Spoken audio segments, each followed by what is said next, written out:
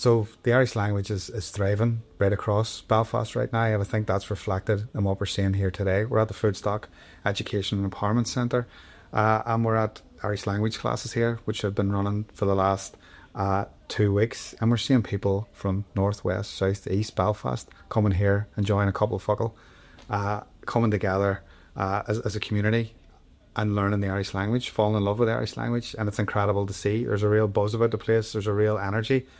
And we're blown away by the response. You know, people from right across the city coming, getting involved in this, and real energy in the room, and people really enjoying the language. And we're just delighted to be able to put something on which is bringing people together from right across Belfast to enjoy the language. Something that we are doing differently here. You know, Foodstock has been running Irish language classes in the community in West Belfast for some years. But what's different here is now we're in the city centre, and we want to give people the opportunity during their lunch break to come around, bring their lunch, and enjoy learning the language. And we've seen that, people bringing their lunch over lunch break, enjoying conversation, and really getting engrossed and getting involved in the language. And, you know, we want to build from that. We want to open this up to further classes. We've had to do that already, where we've extended this out to 2 days a week.